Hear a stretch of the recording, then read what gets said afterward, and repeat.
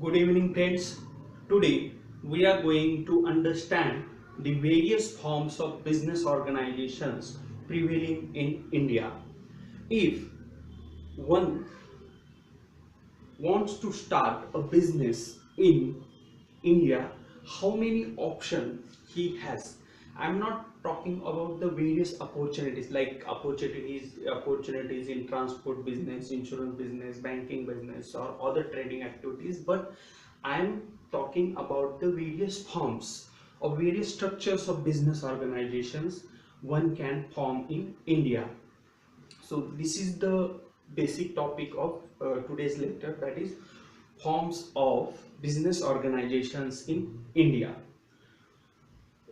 Before we go ahead, I would like to tell you that we are starting a new lecture series for 11th and 12th standard students regarding the all commerce subjects, and this is the first lecture of this series. So I appeal you all to subscribe to our channel to get latest videos on our channels. So let us start with the various forms of business organizations prevailing in India. Class, that is forms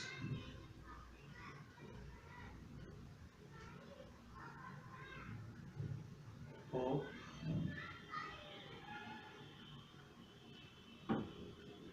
business organization.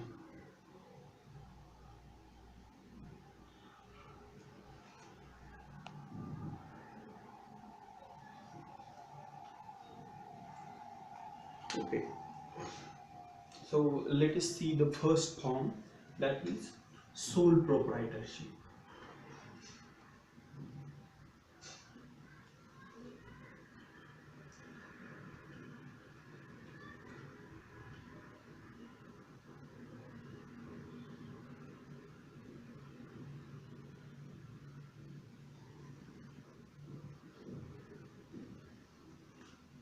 First form of business organization is sole proprietorship. Sole means single, as the word sole indicates that this form of business organization is formed by a single person. Sole means single person. So this is the simplest and oldest form of business organization prevailing in India. If you want to form a sole proprietorship business, you just have to decide yourself that how to start your business and which kind of business you want to start. So whole decision of forming business and running business and managing the business is depend on a single person. Therefore this form of business organization is known as sole proprietorship business. In sole proprietorship business, there is a single owner who contributes the required capital to business. He manages the business himself and shares the risk of the business and profits and the losses of the business. So this is the sole proprietorship. Examples of sole proprietorship business are like grocery shop or a medical shop or any kind of small workshop or small scale industry. All these are the examples of sole proprietorship. You have to keep in mind that in case of sole proprietorship, there is a single owner who runs his business singly. He contributes the required capital to the business. He takes all the decisions related to business himself and shares the risk as well as profits and losses of the business himself only. So we are not going to study in depth the various forms of business organization. Like if we are studying the sole proprietorship, so there are some features of sole proprietorship, merits, demerits, and suitability of proprietorship. We are going to study all these details in the next lectures, but today our purpose is to understand the various forms of business organizations prevailing in India. So first form of business organization is sole proprietorship. Then second form of business organization is, I'm taking all these form is in one sequence, like on the basis of their size, or size, but not precisely, but in a way. So second form of business organization is HUF. HUF, that is Hindu Undivided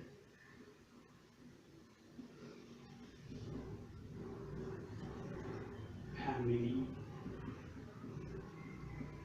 Business. That form of business organization is known as HUF.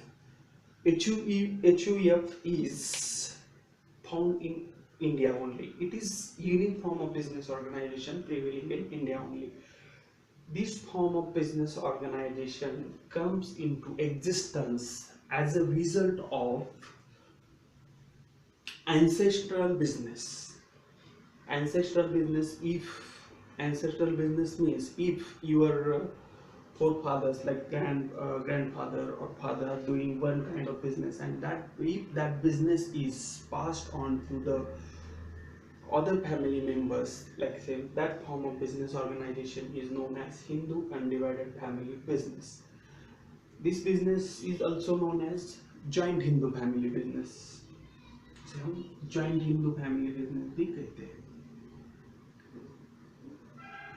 But this name HUF, this name is given in the Income Tax Act itself, so it is better to keep in mind that name, that is HUF. We can call it the joint Hindu family business as well. Okay, so this form of business is found in India only. So what are the main features of this business organization? This business organization is not a result of registration or formation. It is a result of operation of Hindu law. This kind of business is inherited by the persons from their ancestors. So this kind of business, Hindu Undivided Family Business, is found in India only. And not only Hindu families, but even Jain and Sikh family business is considered as HUF for the purpose of paying or charging income tax on it. So this form of business organization is available in India. So main feature of this kind of business organization is that it is the ancestral business. In this business, senior most person of the family is considered as the karta of the business. Karta look after the all matters related to the HUF. He manages the business on his own. He takes decision, maybe with consultation with his family members. But Karta is the person who is responsible to run the Hindu Undivided Family Business, and all family members are considered as a co-parcenas. They are a family member and they are considered as a co-parcenas. Even in co-parcenas, unmarried daughters of Karta or his granddaughters also includes, and other family members are included. So membership of HUF is got by birth, marriage, etc., or adoption also. So this is the unique form of business organization prevailing in India only, that is Hindu Undivided Family Business. So one thing you have to keep in mind, that you as a person cannot start HUF right now. If I want to start one form of business organization as a HUF, I can't do that, because HUF is a ancestral business. Okay, so that's the main thing about the HUF. Then third form of business organization is partnership. We are going to study one by one all these forms. So next one is partnership.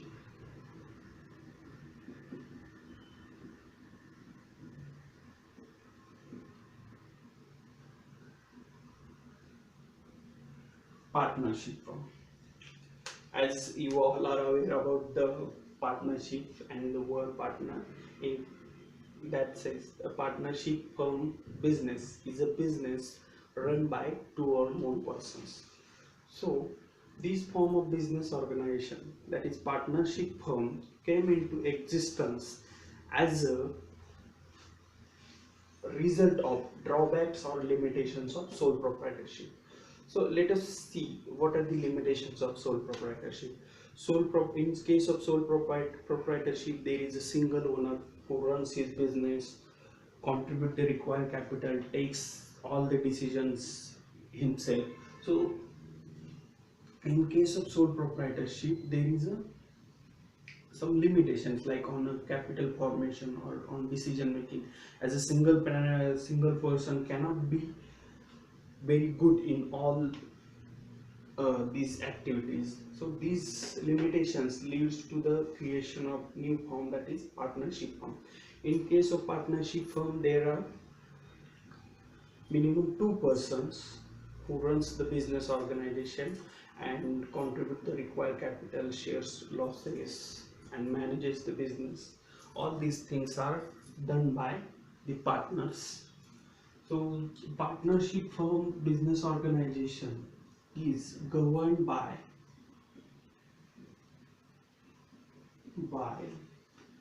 the Indian Partnership Act 1932. Okay. So this partnership firm business organization is governed by the Indian Partnership Act 1932. So basically this law was created by the Britishers. So in those days there was no Indian government, so all the laws related to India were you passed in the Parliament of England, and that's why that name is known like the Indian Partnership Act. So आज़ादी से पहले जो भी कानून बनाए जाते थे India के लिए, वो सारे कानून इंग्लैंड बनाते थे, इंग्लैंड में बनते थे, इसीलिए उसको इंडियन पार्टनरशिप एक्ट कहा जाता है। अगर यही पार्टनरशिप एक्ट साउथ अफ्रीका में उनको इम्प्लीमेंट करना होगा उस समय, तो उन्हें साउथ अफ्रीका पार्टनरशिप एक्ट ऐसा भी कहा जा सकता है कि उस टाइम पे जब ये एक्ट बना था, इसीलिए इंडियन वर्ड आता है यहाँ, इंडियन पार्टनरशिप एक्ट 1932। इस एक्ट के प्रोविजंस यहाँ पार्टनरशिप फॉर्म को लागू होते हैं। Then next form, before going to next form, let us see what are the features. So as we have seen that to form a partnership firm there should be minimum two persons. Okay, and what is the maximum limit? In case of partnership firm, maximum number of partners can be 20. But in case of banking business, that maximum limit is 10 only. So these are the features. And if a partnership firm if you want to register a partnership firm, you can do so, but it is voluntary. But in the state of Maharashtra, registration of partnership is compulsory. So some state has made some laws and rules regarding this. So basically the registration of partnership firm is voluntary, but some state it is compulsory. Then move on the next type of business organization. So next form of business organization is, fourth one is LLP. This is the new form of business organization which were introduced by the government recently in 2008. So LLP means limited liability partnership.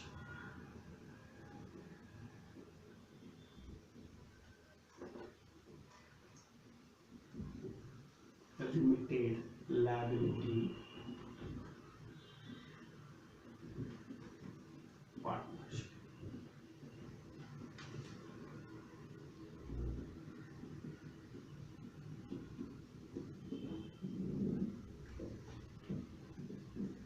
So LLP means limited liability partnership. This form is introduced in 2008 in India. So as the word limited indicates that the liability of partners is limited in limited liability partnership. It is a partnership form of business organization, but as in the case of partnership firm, the liability of partners is unlimited. So before we go ahead, let us understand the concept of unlimited liability. What is unlimited liability and limited liability?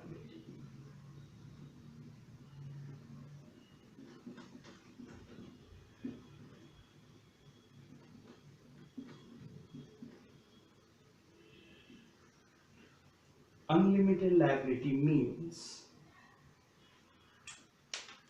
in case of heavy business losses, if business assets are not sufficient to pay off the outside liabilities, in that case, personal assets of the owner are used to pay off those liabilities.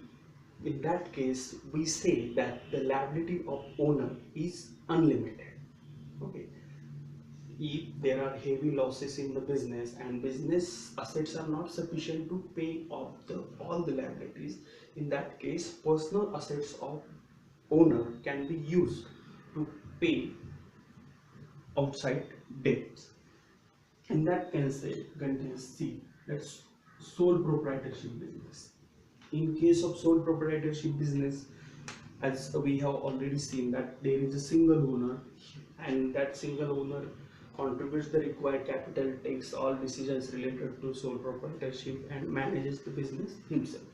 In that case, if sole proprietorship business fails and it suffered from heavy losses, and if the assets of sole proprietorship are not sufficient to pay off the liabilities of outsiders, like if there is a loan or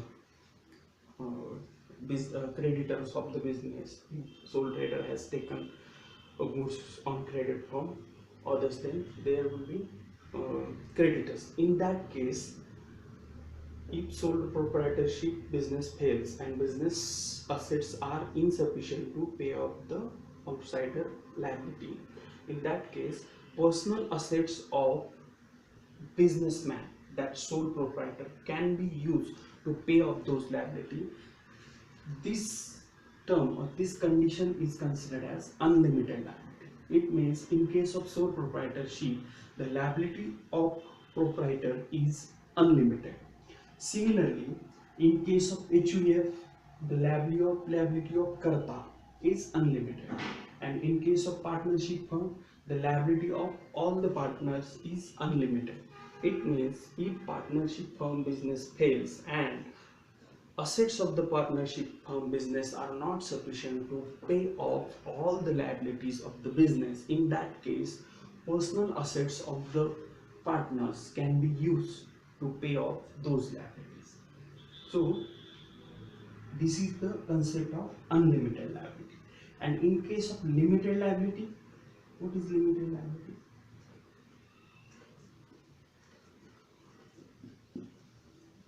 As the word says, as we have understand the concept of unlimited liability, concept of limited liability is very easy because it is exactly the opposite of unlimited liability.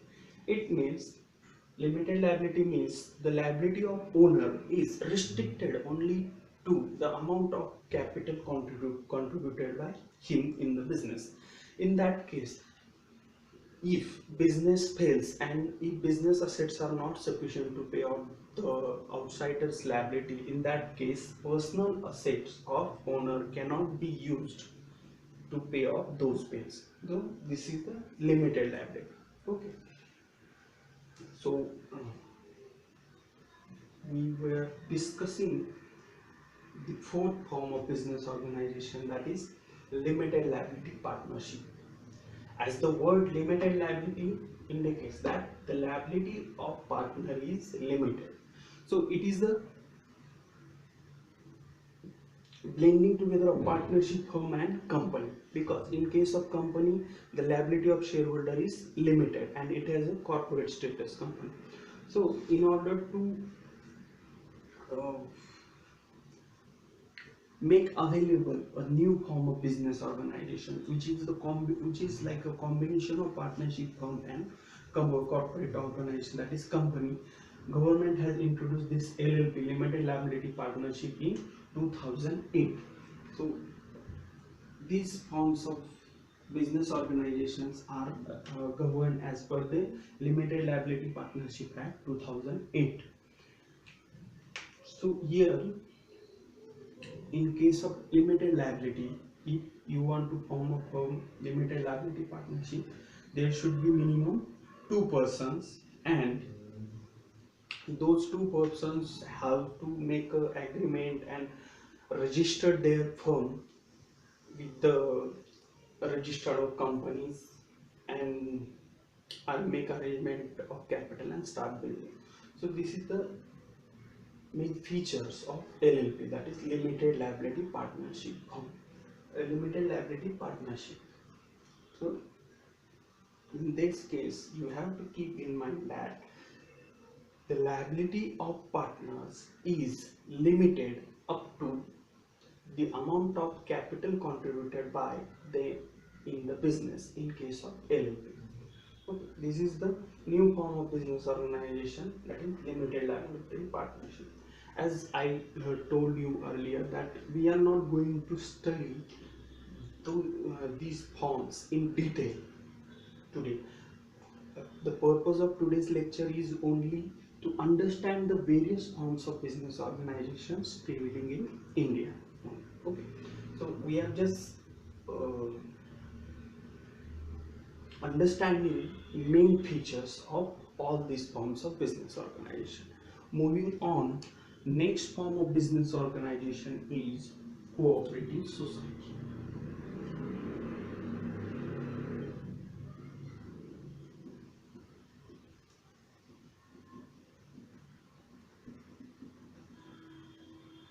Cooperative society. So as the word cooperative shows, that it is the form of business organization, voluntary form of business organization formed by the members to provide certain kinds of services to its members. So example of cooperative societies are credit cooperative societies, consumer cooperative societies, etc. So credit cooperative societies are basically small cooperative banks, and consumer cooperative societies are the stores, big stores. The main purpose of those consumer cooperative societies is to provide goods or various items in a reasonable rate to its members. So this is the one form of business organization, that is cooperative society form of business organization. Moving on, next form of business organization is company. As you are all familiar with the word company,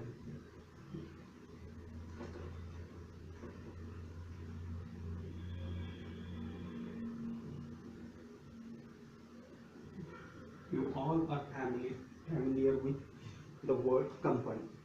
So basically company is a registered form of business organization which has perpetual succession and separate legal status. So company is a registered form of business organization and it has separate legal status. So company is a basically corporate form of business operation. In case of company, registration is a must, compulsory. So there are various types of companies. We are going to see a few basic types or important types. As per the Companies Act 2013, one new form of company has introduced. That new form is one person company.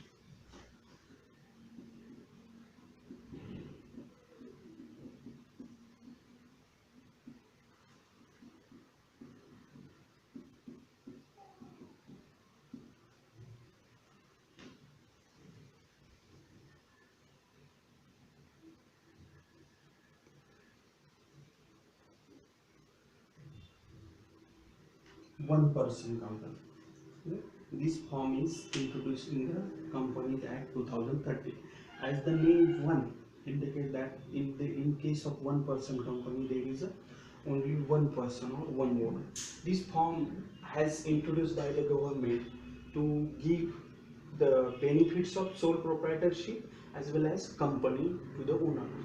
Who the promoters or the investors who want to form a single person business but with a advantage of company, those person can choose this kind of business, that is one person company.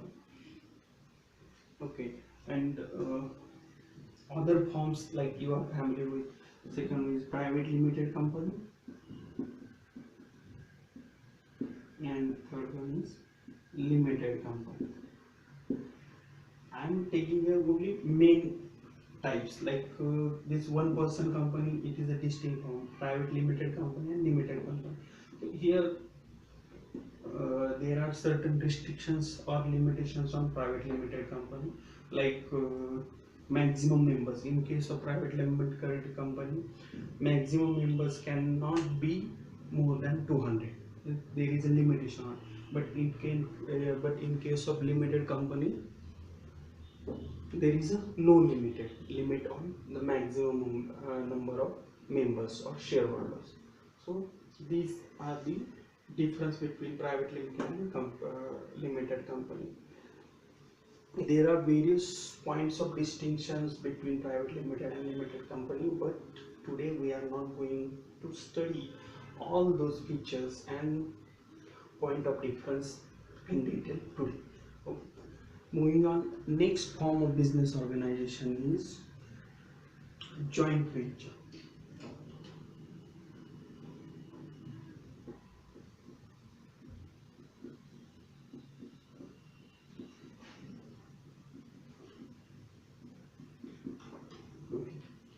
A joint venture is basically a temporary partnership. Joint ventures are formed to carry out certain types of business activities only. So, see, if two big companies are forming a permanent joint venture for specific purpose, in that case, they can form a private limited company or a public limited company. That is different thing. But if two proprietors, let us say there are two contractors, contractor A and B, and they form a joint venture to construct one bridge for the government. In that case, they can form a joint venture business. So joint venture business is a form of business. It is a temporary form of business. Okay, and I have mentioned this as a separate form of business organization because in accounting we have to study joint venture as a separate business, and there is a accounting entries and accounting procedures related to the joint venture. That's why we can consider a joint venture as a separate business organization. Then association of person or body of persons. Take one here. Association of persons or body of individuals. So it is a association of person or body of individuals to run a certain kind of business, like CA firms or law firms are the example of association of a person or body of persons. Then we have a next form of business organization, that is statutory companies. But you cannot start, or private persons cannot start a statutory organization or companies, like life insurance of LIC, Life Insurance Corporation of India, RBI, or a GSTN, Goods and Services tax network limited, एक company form की है तो वो NGO है, तो वो अलग company है फॉर्म की हुई है. So these all these are the examples of business, but common people और person cannot form those organizations to carry out the business or business activities.